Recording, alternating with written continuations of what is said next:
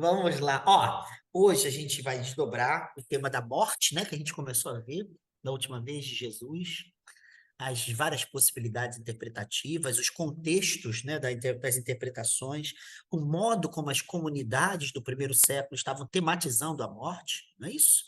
E como que uma série de significados novos vão surgir por alguma coisa que na tradição de Jesus era abominável, mas tem um episódio que vem cronologicamente e literariamente depois, que é a ressurreição, que aparece num lugar dos estudos sobre morte e ressurreição de Jesus, ela aparece no fundo como o horizonte a partir do qual todos os evangelhos foram possíveis. Ou seja, a ressurreição é alguma coisa, é algum acontecimento que possibilitou a escrita dos evangelhos, independentemente de como a gente pensa a ressurreição. Então, todos os evangelhos, eles são pós-pascais, ou seja, tem que ter a morte e a ressurreição para que haja a possibilidade dessa escrita. Mas não é só isso. É que a ressurreição, ela lança luzes para a trajetória de Jesus e da comunidade de seguidores e seguidoras dele. Porque, de alguma maneira, alguma coisa aconteceu para que houvesse uma interpretação da vida de Jesus como uma vida decisiva, não somente para o grupo de pessoas que o seguiu, mas para a totalidade da humanidade. Tem alguma coisa que acontece para que a mensagem de Jesus crie uma espécie de cosmopolitismo das comunidades cristãs, ou seja, sair de uma bolha e abrir-se para a totalidade. Assim como o islamismo, o cristianismo é uma religião cosmopolita. Ela não está parada numa tradição cultural. Ela quer se abrir uma multiplicidade de culturas. Ela tem um caráter, entre aspas, vou usar uma expressão do século XVI. Ela tem um caráter missionário. Entende? Então, essa abertura, ela só tem sentido nos evangelhos por causa da ressurreição, só.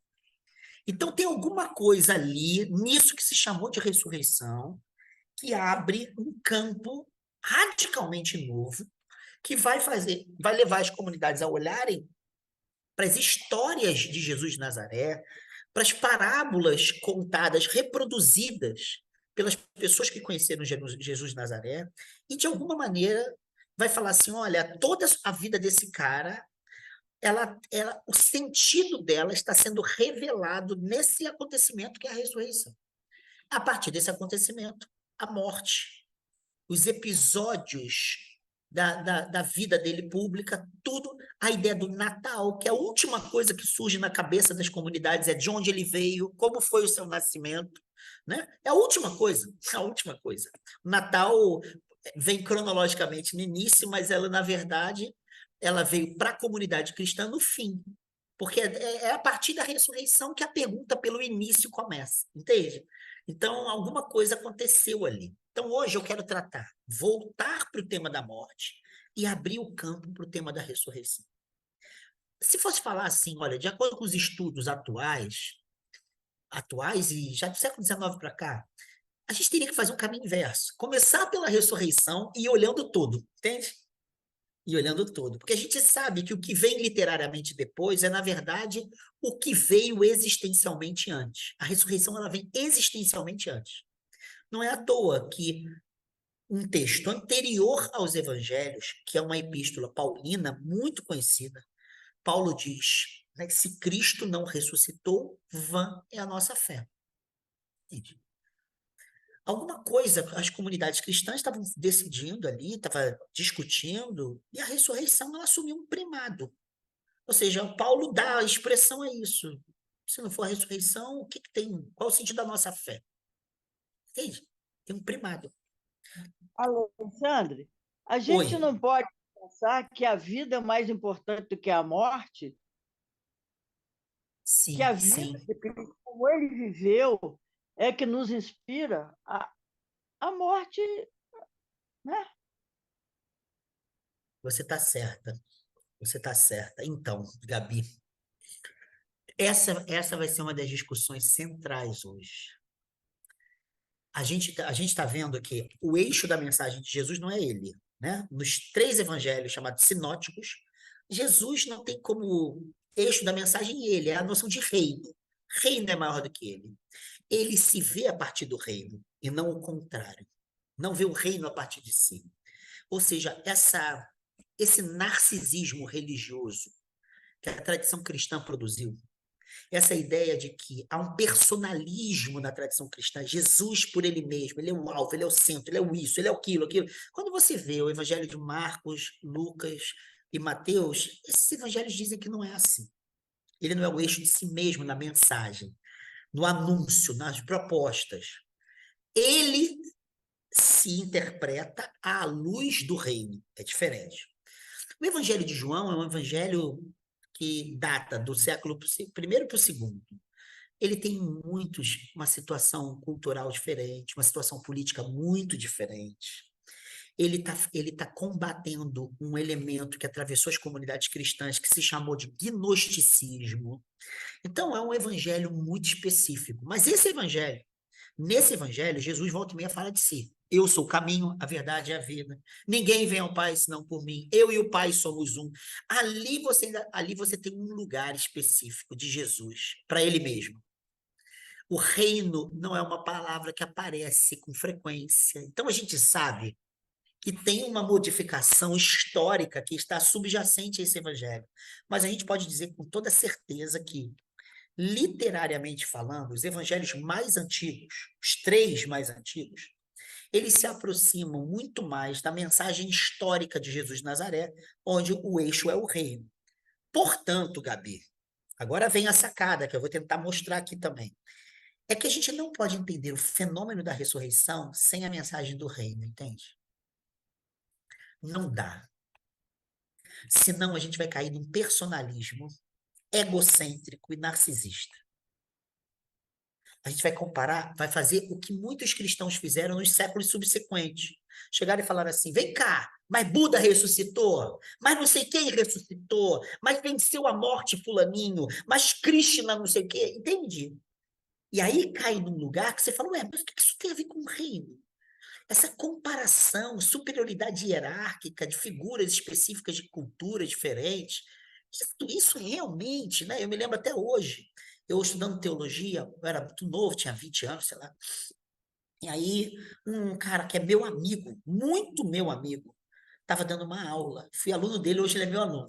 Aí ele, cara, chegou no meio da aula e falou assim: olha, uma moça perguntou sobre Buda. Porque essa moça tinha ido à Índia e tinha ido ao Tibete. Essa moça era cineasta, eu acho que já morreu essa moça. Uma menina assim, uma menina bem mais velha que eu, mas uma moça assim extremamente inteligente, vivida, sabe? E esse cara é padre, nunca esteve no Tibete, na Índia, em lugar nenhum. Então, ela teve a oportunidade de estar em lugares onde o cristianismo não é hegemônico. E, obviamente, que você vai sentir um impacto, né? Porque a nossa tradição é a tradição cristã, né? Fale bem ou fale mal, a gente vive num povo com matrizes cristãs. Ela chega lá e vê aqueles templos, as práticas no meio da rua, as pessoas acendendo incenso, as imagens. E ela fica aquilo, cara.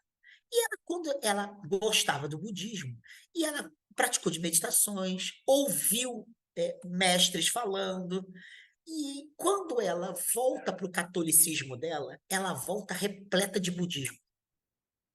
E ela não voltou assim, de bobeira, eu quero ser católica, não. Ela descobriu um grupo que tinha no Leme, aqui do Rio, de, de cristãos que faziam meditação. Chamava-se Zen Cristão. Tem até um jesuíta, um padre, inglês, de língua inglesa, que escreveu um livro que eu tenho aqui, sobre Zen Cristão. E que que pega elementos cristãos e dialoga com o Zen budismo, com outras tradições budistas, para produzir uma experiência de meditação ligado à vida de Jesus. Ou seja, vamos traduzir isso de outra maneira. Está dizendo uma coisa que o Dalai Lama falou, Nietzsche falou, que Jesus é um Buda, mas um Buda do Oriente Médio. Que a noção de Buda, que significa despertar, está clara em Jesus de Nazaré. Ou seja, é uma outra visão, uma outra nomenclatura, que não é Senhor, Mestre, Rei dos Reis, né?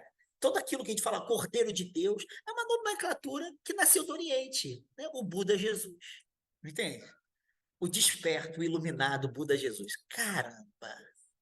Essa moça levantou o dedo porque a aula que a gente tinha era sobre Cristologia, era Jesus. E ela disse que ela esteve lá no Oriente e que as pessoas têm um grande respeito por Jesus. Que Jesus assume um lugar semelhante ao de Buda para muita gente. Que muitas pessoas do Extremo Oriente leem os evangelhos, têm interesse em Jesus. O próprio Gandhi era um deles. E aí, o padre deu uma resposta. E a resposta era a seguinte: olha, tudo isso é muito bom e tem muitos elementos semelhantes ao cristianismo. Mas Buda não ressuscitou dos mortos e nem morreu numa cruz. Entende? Isso significa que Buda está abaixo de Jesus, sabe?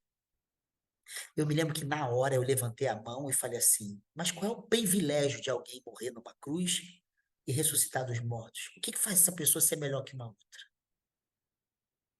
Entende?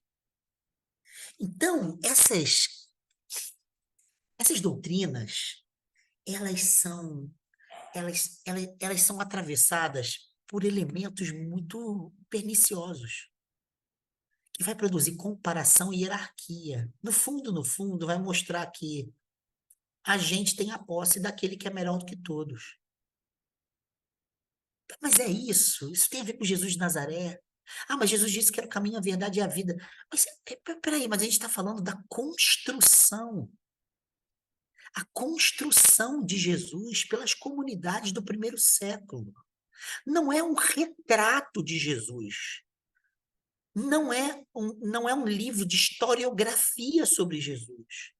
Os evangelhos, eles estão falando em contextos históricos concretos, de uma apropriação de Jesus de Nazaré pela fé de uma comunidade.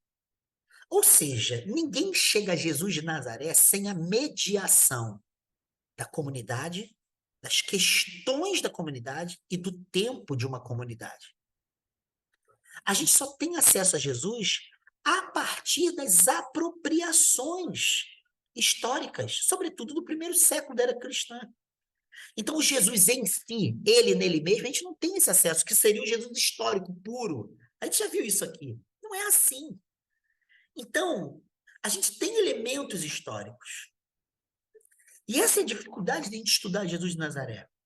Porque a gente está sempre achando que a gente está falando do Jesus ariano. Ariano por quê? Porque é puro. Raça pura, o verdadeiro, o que não tem mescla, o que não tem mancha, a mancha da comunidade, a mancha dos questionamentos da comunidade, a mancha de um lugar histórico, a mancha de uma cultura. Não, a gente está falando de muitas manchas.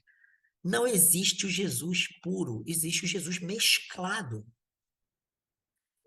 Quando a gente lê, a gente também está mesclando novos elementos.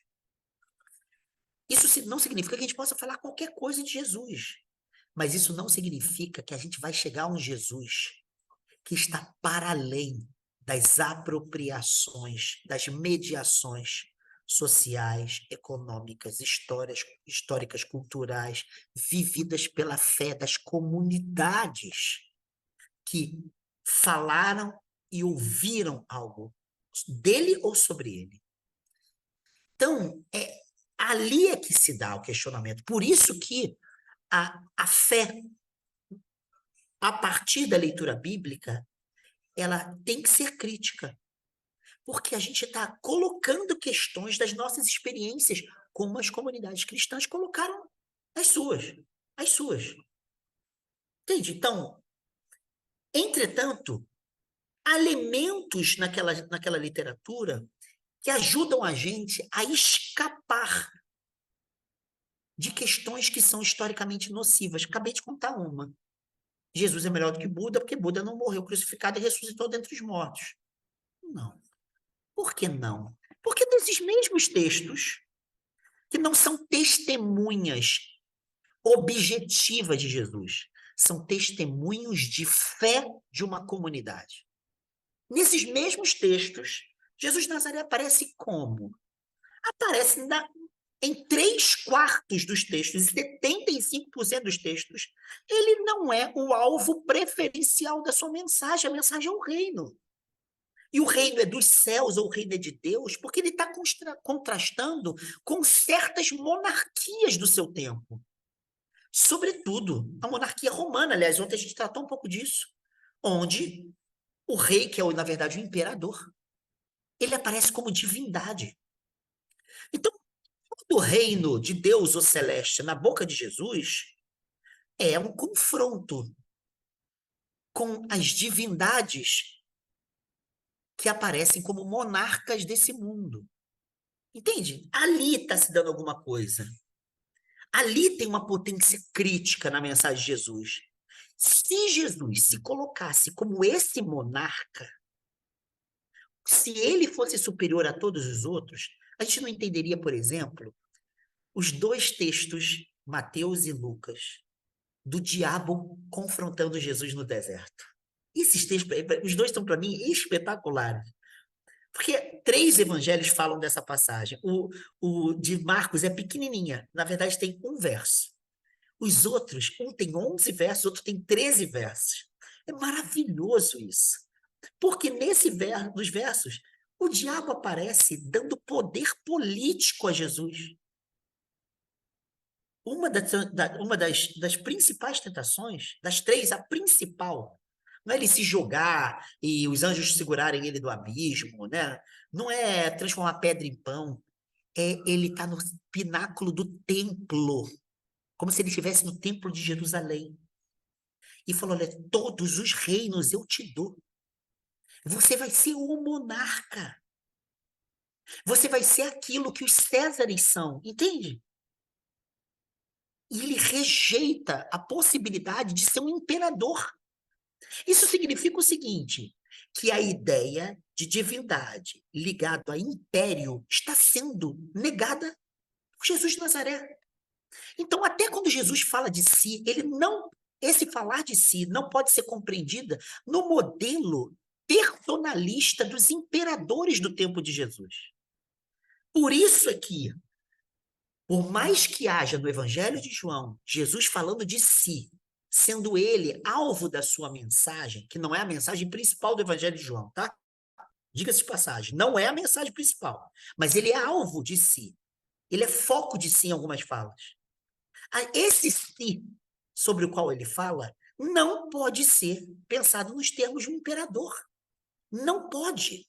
Isso significa que a gente não pode pensar as hierarquias que todos os imperialismos produziram. Então, Gabi, isso nos leva a uma coisa que eu estou falando, olha, o raciocínio que muita gente que estuda teologia faz já há algum tempo. Então, quando a gente fala de morte e ressurreição, a gente tem que recolocar isso.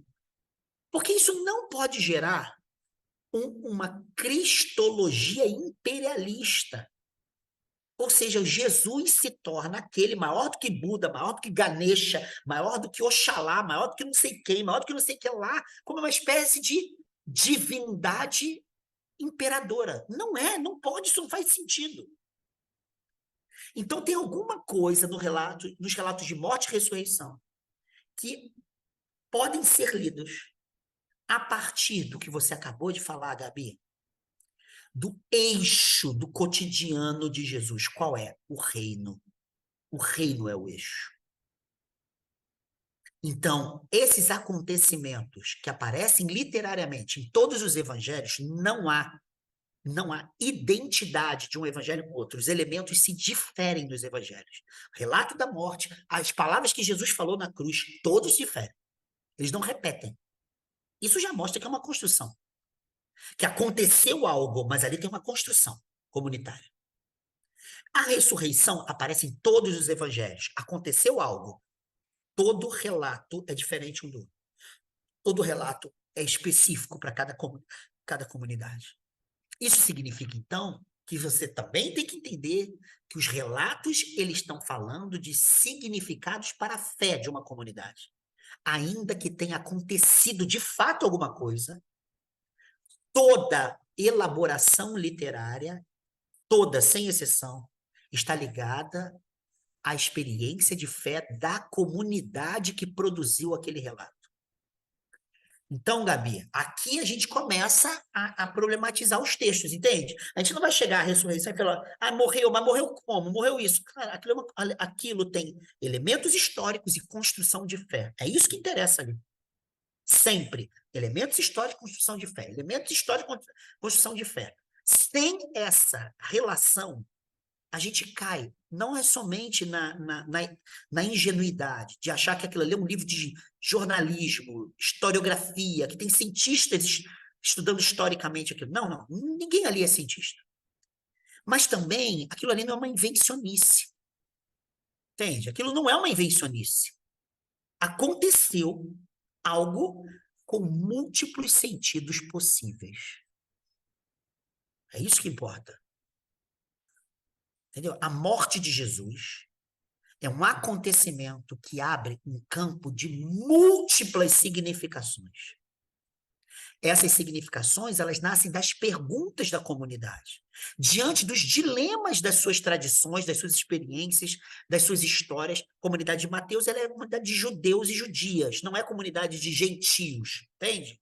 A de Lucas já tem gentios, entre aspas. A de Mateus, a de João, ela está combatendo gnósticos. Então, tem um caráter de conflito com um grupo que está invadindo as comunidades cristãs. Entende? A de Marcos, que é o evangelho mais antigo, a gente não sabe identificar na comunidade de Marcos qual é a proporção entre presença de judaísmo e presença de não judaísmo. Mas uma coisa a gente sabe, que tinha acabado de ocorrer a destruição do Templo de Jerusalém, a chamada Revolta de Massada, e a repressão romana, a Revolta de Massada, no ano de 70. Então, aquele evangelho está muito próximo daquilo. Então, a gente sabe que muitas mensagens têm a ver com aquele contexto, sabe, de retaliação romana e toda a falta de esperança que acontece com a comunidade dos judeus naquele momento. Então, esses elementos históricos a gente tem que levar em conta. Entretanto, a gente tem que levar em conta as camadas de significados que são produzidas pelas comunidades com as suas questões. Então, primeira questão que nós vimos da morte de Jesus na cruz. As comunidades cristãs elas têm uma pergunta. Se o livro de Levítico diz que alguém que morre na cruz é maldito, que Deus abomina, como pode Jesus ser de Deus morrendo num lugar abominável para Deus? Então, isso é uma pergunta. Como transformar maldição em bênção? Aí a Gabi tocou na última vez, você lembra, Gabi? A ideia do Cordeiro de Deus. São respostas a partir de referenciais sacrificais ou sacrificiais das práticas sacerdotais no Templo de Jerusalém. Eram práticas de sacrifício, que tinham a ideia de que animais sacrificados, eles assumiam as nossas impurezas e produziam uma relação de Yahvé, ou de Adonai, ou de Elohim, com a pessoa, com o povo, com o grupo, com os pais, independentemente de quem seja. Mas tinha uma nova relação sendo instaurada por meio de sacrifício. Resposta que está na boca de João Batista no Evangelho de João. Eis o Cordeiro de Deus que tira o pecado do mundo. Essa expressão só tem sentido depois da morte e ressurreição de Jesus. Porque a comunidade perguntou, como pode alguém ser de Deus morrendo num lugar que Deus deplora? Resposta, tornando-se animal de sacrifício de Deus. Essa é uma resposta. Entende? Está respondendo a pergunta. Para Paulo isso é muito claro, para João isso é muito claro. A pergunta é, essa resposta hoje está respondendo a mesma questão? Não. Quando você pega uma liturgia católica, ortodoxa, ou presbiteriana, metodista, anglicana, que tem muito isso, você bota lá, eis o Cordeiro de Deus que tira o pecado do mundo. Quando você fala isso hoje, aquilo não está ligado ao confronto com um Deus que amaldiçoa pessoas que morrem na cruz. Aquilo está ligado a um conjunto de práticas de sacrifício da vida humana, da corporeidade humana, do desejo humano, ou que legitima a pobreza, como aconteceu na escravidão do Brasil.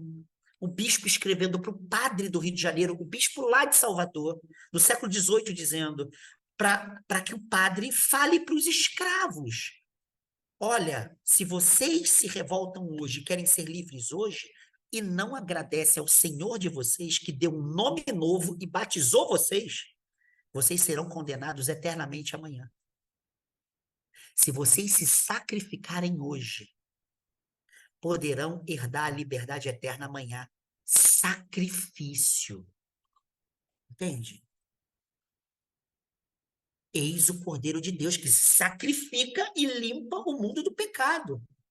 Toda a teologia de sacrifício legitimou essas práticas de autoanulação, autorrecusa. A música que eu contei para vocês, não sei se foi aqui em outro lugar, a música no meio da pandemia da cantora gospel evangélica, botando no vídeo uma mulher de Deus que apanhava do marido, que pegava o dinheiro dela, tá lá no vídeo, e gastava com bebida com outras mulheres. Essa mulher ficava de joelho, se sacrificava, diz a música, até que um dia Deus tocou no coração do marido, depois ela ter entrado na porrada várias vezes. Aí Deus muda o coração dele e ele volta e se torna um marido exemplar. É o Cordeiro de Deus. Entende? Isso é uma resposta. Mas você tirou a pergunta e você ficou com uma essência eterna. Uma resposta que tinha como propósito desamaldiçoar alguém crucificado, se tornou fonte de novas maldições. O quê? Manter a mulher no lugar de sujeição e de violência diante do marido. Entende? Por isso que estudar essas coisas são importantes. Porque se a gente entende que é uma resposta, a pergunta é, mas qual é a pergunta? Mas se só faltou a pergunta, isso continua sendo resposta? Não. Não, João Batista. Se você, hoje, eu tenho certeza que se João Batista visse Jesus, sabendo o que a noção de sacrifício produziu no interior das igrejas cristãs, João Batista jamais diria isso. Aliás, o evangelista, a comunidade não diria isso. Entendeu? Eis o pássaro de Deus que produz liberdade no mundo. Né? Jonas Rezende, a família maldita. Eis o palhaço de Deus que tira a tristeza do mundo. Está escrito lá, no final do livro. O Jonas está questionando exatamente isso. Está dizendo que era mais interessante ver Jesus como palhaço, como está escrito lá, não sou eu que estou inventando, não. Porque é como palhaço que a gente ressignificaria a fala de João Batista. Eis o palhaço de Deus, que tira a tristeza do mundo. Entende? Porque Jonas sabe o que a mentalidade de sacrifício fez na história. A gente perdeu a pergunta e absolutizou a resposta. E aí, como é que fica? Então, a gente viu que tem outras perguntas que orientam a comunidade. Por exemplo, na comunidade de João. Está todo mundo com um cagaço desgraçado. Capítulo 20 de João. Está todo mundo numa casinha fechada, inclusive a mãe de Jesus. Só Tomé está lá fora. E está dizendo o texto lá. Os discípulos estavam com medo por causa dos judeus que mataram seu mestre. E poderiam matá-los também. Está escrito lá, capítulo 20. Aí Jesus aparece. A paz esteja convosco. Assopra. Se lembra? Assim como o Pai me enviou, eu também vos envio. E aí fala que envia o Espírito Santo. Então tem o Espírito Santo que aparece lá. Aí depois ele fala de novo a mesma frase. A paz esteja convosco e shalom. Ele fala shalom. E pá, e assopra. E aí ele sai, Tomé chega, vocês conhecem a cena, duvida de que ele tenha realmente aparecido. E aí Jesus aparece para ele e manda ele tocar nas chagas. Entende? É óbvio que isso é uma construção. Óbvio que é uma construção. Mas tem um elemento histórico importante para saber que perguntas estão ali. Tem um elemento muito importante. O elemento é o medo da perseguição judaica, que entregava os seguidores de Jesus para os romanos. Os judeus não matam Jesus. O Sinédrio entrega para Pilatos. Quem mata é o Império Romano, porque não poderia haver mais cruzes ou, ou penas capitais se não fossem produzidas pelos romanos. Nenhum povo dominado pelos romanos poderiam aplicar penas capitais. Então você tinha que entregar para os romanos. O que acontecia é que os cristãos eram entregues para os romanos. Era isso. E aí? Tem uma resposta ali na ressurreição. Quando aparece que o crucificado, né, a teologia contemporânea diz assim, o crucificado é o ressuscitado. É uma expressão, parece bobo, mas não é não. É uma expressão que quer dizer o seguinte, aquele que ressuscitou é o mesmo que foi amaldiçoado na cruz. Aí você fala, ué, mas é óbvio que é. Claro, porque a gente já conhece o final da historinha, né, do cinema. Mas essa história quer dizer o seguinte, aquele que o Pai ressuscita é aquele que o Deus de Israel amaldiçoa. Que diz o texto do capítulo 20 de João? Os seguidores não precisam temer a cruz, porque a memória da cruz não é a memória da maldição. Mas como é que a gente sabe disso? Porque o Antigo Testamento diz que até 7 gerações, Deus amaldiçoará quem foi elevado no madeiro, na cruz. 7 gerações. Então tem uma construção muito importante da cruz de Jesus na comunidade cristã. É preciso suspender a maldição do Deus de Israel. O Pai de Jesus ressuscita suspendendo a maldição do Deus de Israel. Isso é muito louco. Para a gente isso não cabe. Mas esse texto, lido no século I, isso cabe. Ele assopra para saírem daquela casa. E diz que o Espírito Santo é que vai fazer com que eles saiam da casa. Entende? Nós lembramos na vez passada quais os dois elementos jurídicos nos autos do processo do processo que levou Jesus à morte, quais são os dois elementos jurídicos que fizeram de Jesus alguém assassinável. O primeiro dele, dentro do sinédrio judaico, era blasfêmia. Todos os evangelhos mencionam a blasfêmia. Blasfêmia é uma heresia. E qual é a blasfêmia de Jesus? Não estava conseguindo pegá-lo, mas tem uma coisa que pega. Ele disse que tinha poder de perdoar pecados. Está lá escrito. Se é assim, ele se colocou no lugar de Deus. Se ele tem poder de perdoar pecados, então ele é Deus. Se ele é Deus, ele é um herege. Mas não é qualquer herege, porque ele é um perigo para todo mundo. Blasfêmia. Blasfêmia. Isso é um crime na tradição de Israel. Mas qual é o crime na tradição romana? Porque blasfêmia, Pilatos, é uma construção. Nas construções dos evangelhos, Pilatos fala assim, pô, mas isso não é comigo, não. Quem é o rei mesmo, hein? Dessa terrinha aí, hein? Dessa ralé? Herodes. Manda para Herodes, porra. Isso não é caso meu, não. Isso é problema dele lá, com os sacerdotes dele. Não tem nada a ver comigo. Muito interessante. A Constituição é essa. A lei romana não tinha nenhuma relação com blasfêmia. Mas aí manda. Vai e volta, vai e volta. Eles não se falavam? Outra Constituição. Eles ficam amigos por causa de Jesus. Eles voltam a se falar por causa de Jesus. Aí na construção, os evangelhos dizem que ele sofre 2 sessões de tortura. Com certeza foi torturado. Quando ele vai para Pilatos, Pilatos diz assim, cara, vamos torturar esse cara e liberar, esse cara não tem nada a ver com a gente. Aí tem uma construção interessantíssima.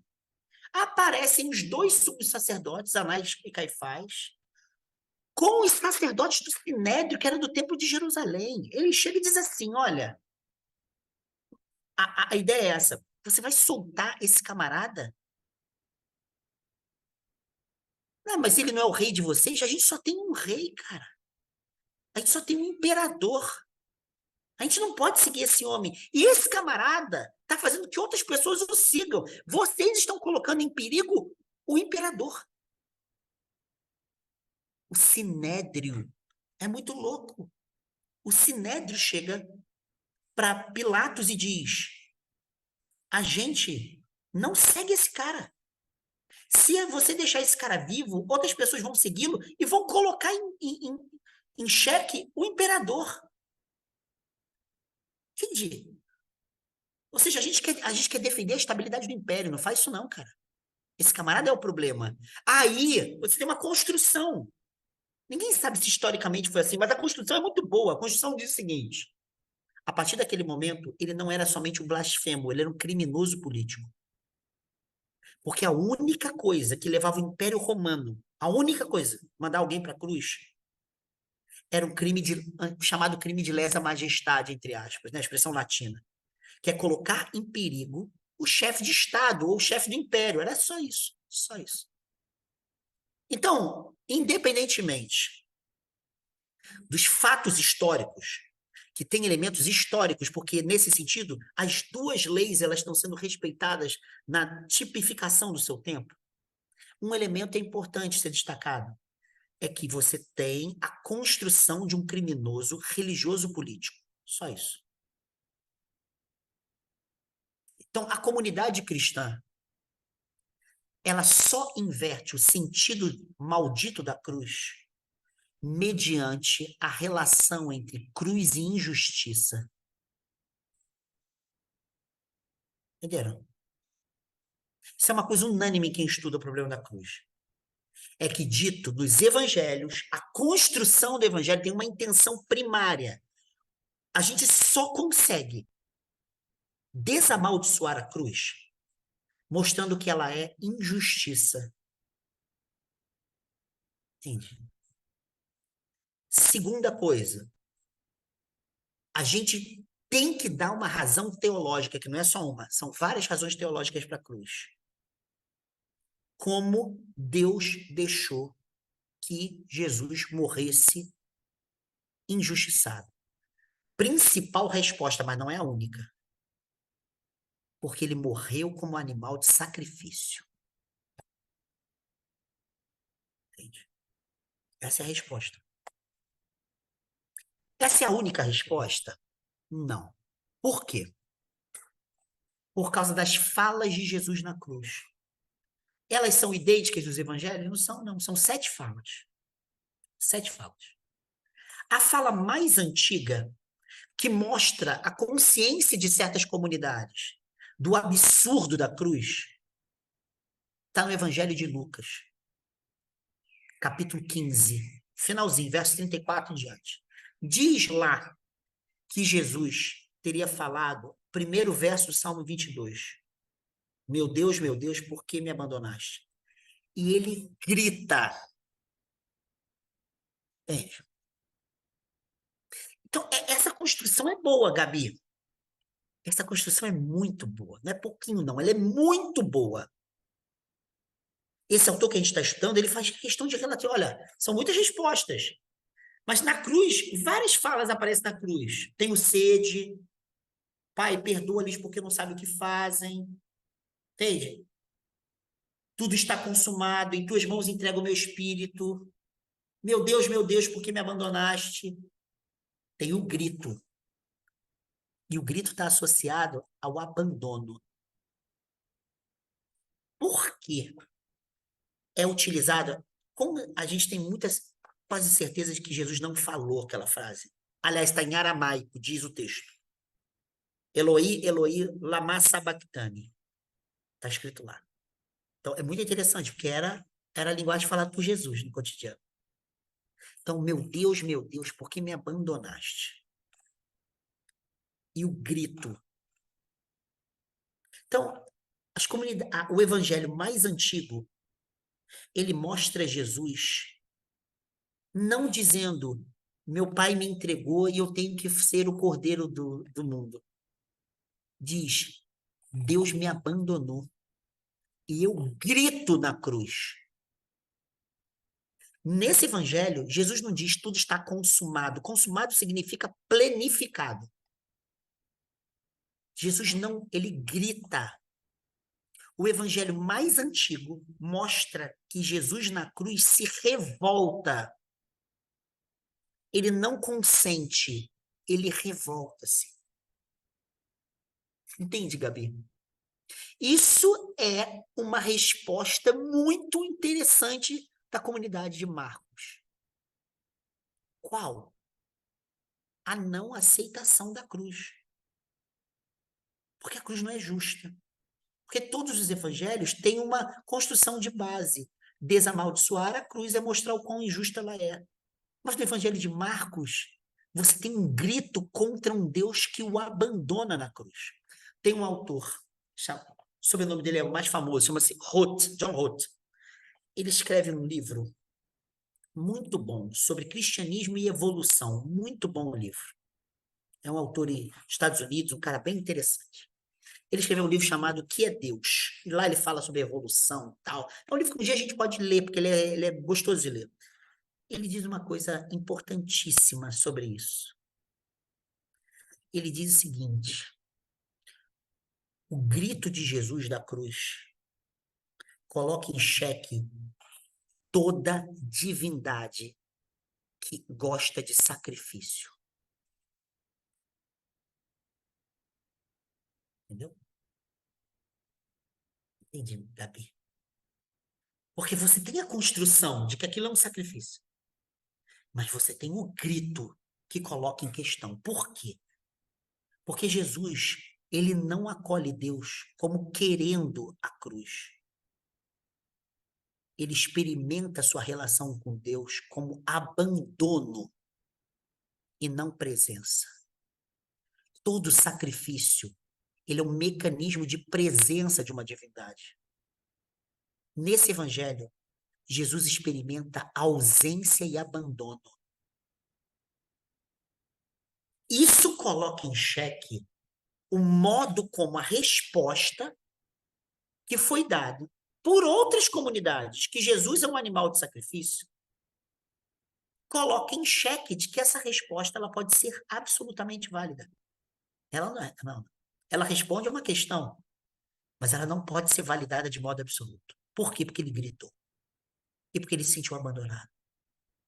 Se ele se sentiu abandonado, ele não se viu como um mecanismo necessário para que Deus se fizesse presente para salvar a totalidade da humanidade. Porque senão ele não gritaria e não repetiria o Salmo 22. É simples assim.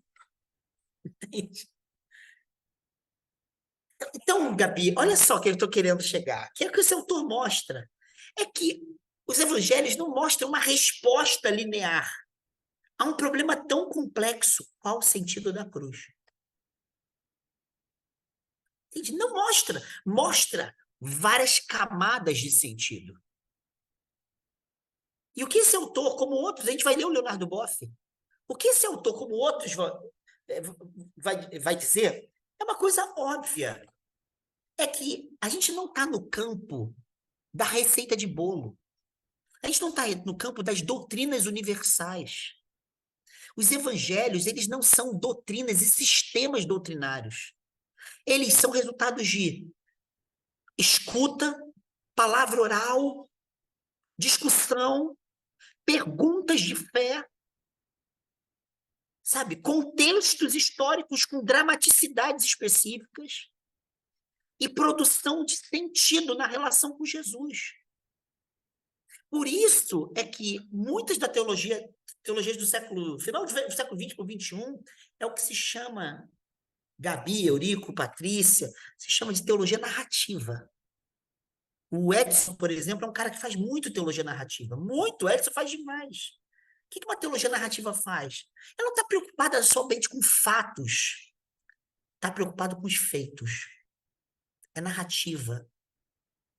É produção de sentido na linguagem, para a experiência nossa, do nosso tempo, questionando o texto, para produzir sentido, para dar sentido, para fomentar sentidos, para fazer a caminhada valer a pena, porque é isso que a fé daquele povo estava fazendo.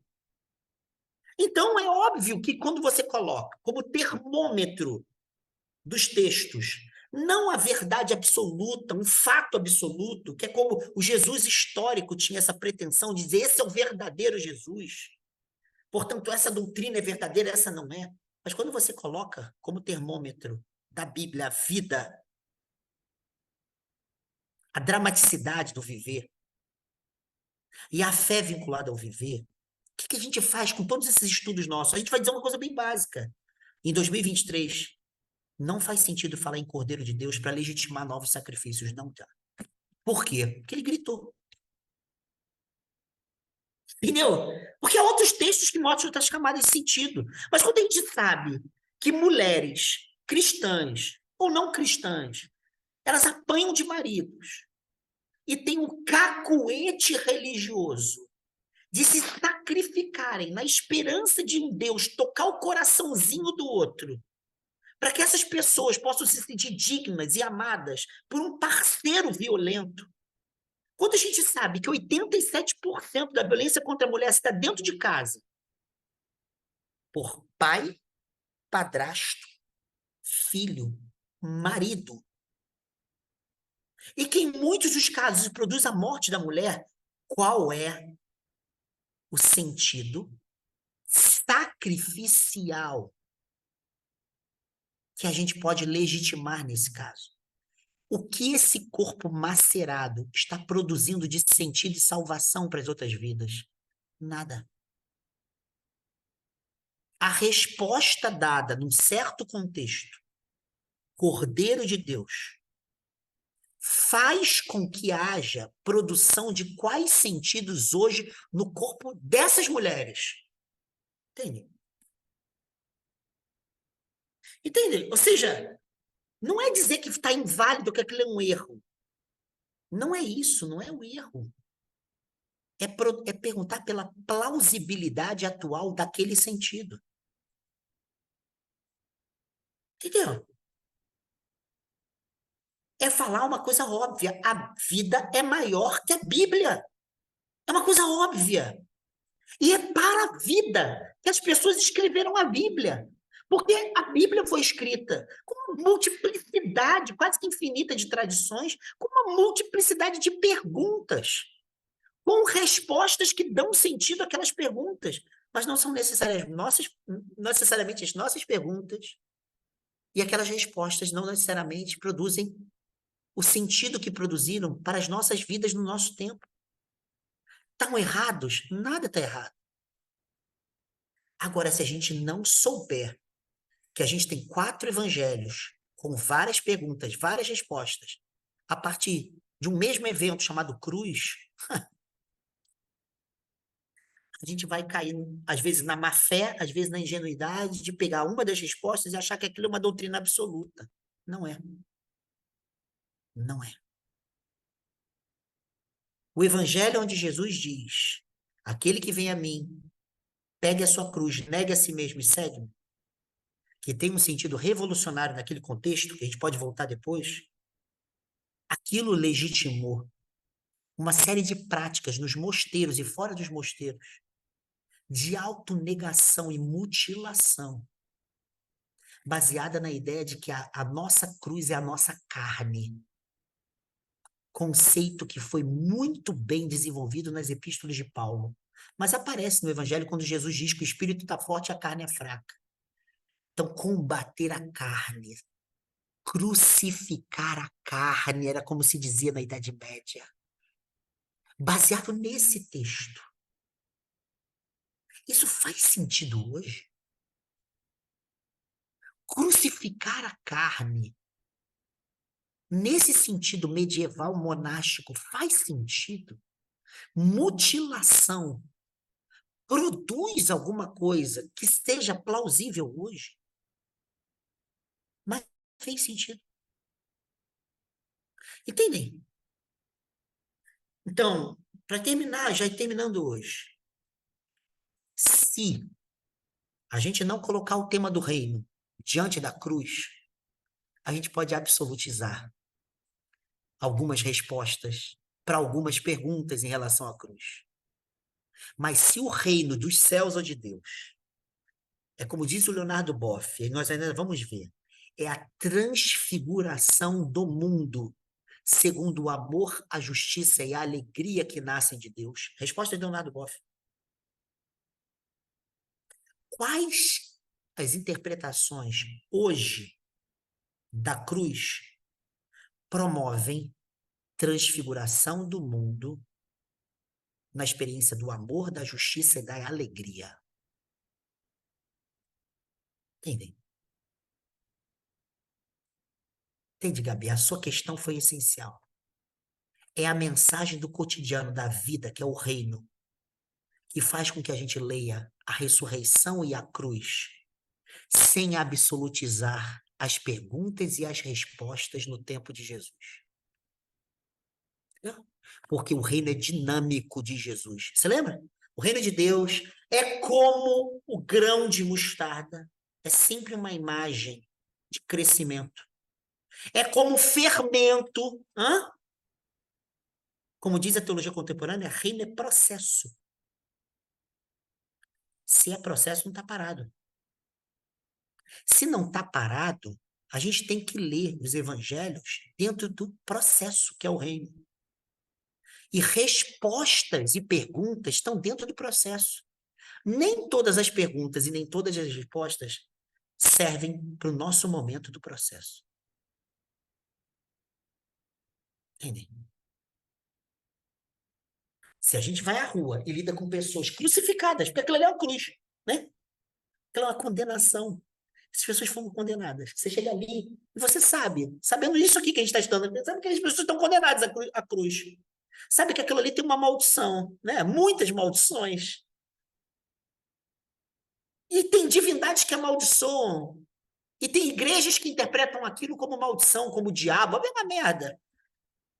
Se a gente chegar para essas pessoas com essa interpretação que elas são cordeiros de Deus, ou se apeguem a Cristo como cordeiro, porque ele também passou pelo que vocês passaram, a gente não vai estar vendo que essas pessoas elas estariam muito mais conectadas com Cristo se elas gritassem igual a Jesus na cruz, entende? E fizessem a pergunta: meu Deus, por que me abandonaste? Porra, é muito mais interessante esta passagem do que chamá-las de cordeiro. Por quê? Porque diante do reino, enquanto processo de produção de vitalidade na vida, é mais interessante o grito, porque é uma insubordinação à maldição da cruz, do que ser cordeiro, que absolutiza o sacrifício na cruz. Entendeu? Estamos desrespeitando aquela resposta, aquela pergunta? Não, ninguém está desrespeitando. Mas a gente está pensando à luz da dinâmica do reino. E a dinâmica do reino não está parada no século I, ela está em 2023 se reinventando. E aí, como é que fica? Como é que a gente vai ler essas camadas de sentido? Olhando para a vida e vendo na vida como o reino está se dando na etapa do processo que ele é. Está se dando entre nós. Entende? Porque esse é o eixo da mensagem de Jesus, é o reino. A partir disso, a gente vai ler, ué, como é que aquele relato da cruz lá, hein? E aquele negócio dos discípulos de Emaús lá da ressurreição, hein? Como é que a gente lê na presença atual do reino, sendo o reino um processo que se dá entre nós? Como? Entendeu? Era isso. Legal, Gabi, porque é isso que vai abrir para a ressurreição. A ressurreição vai chegar agora também de maneira plural, mas a gente vai ter, sabe, discernimento para saber quais perguntas, quais respostas, quais sentidos vale a pena ser cultivados, levados adiante, quais luzes a gente pode lançar sobre aquilo, né? Vamos lembrar, quando a gente estava lá nos cultos da ICI na pandemia, eu e o Edson chamamos o André Muskopf, que é professor lá com o Edson, Juiz de Fora, que é um teólogo gay, ele é gay, mas que tematiza teologia queer. Então eu chamei ele para falar sobre questões LGBT e o cristianismo. Não sei se vocês se lembram. Ele fez uma coisa muito boa. Ele mostrou várias passeatas de lutas LGBTs. E pegou, não me lembro agora qual texto do Evangelho de Mateus, e ele estava falando sobre o corpo adoecido de uma criança, de uma menina, não me lembro qual era a passagem. E a partir da relação entre corpo, doença e milagre, ele começou a falar dos corpos LGBTs. E quanto mais ele foi falando sobre os corpos LGBTs e mostrando dados do nosso tempo, mais aquele corpo daquela passagem do Evangelho, não me lembro se era Mateus, Lucas, não me lembro, ia ganhando uma luz mais firme. E aí, quando ele fala do milagre de Jesus, acho que era a filha de Jairo, se eu não me engano, é essa passagem. Ele fala ele fala da transformação desses corpos perseguidos em corpos felizes. Entende? E aí a gente entendia como a filha de Jairo tinha a ver com o grito LGBT+. Entende? Isso é uma maneira espetacular de ler, porque é pensar a atualidade do processo do reino, nos fazendo ler os textos evangélicos, sem que a gente negue o nosso tempo e sem que reconheça que o reino está entre nós.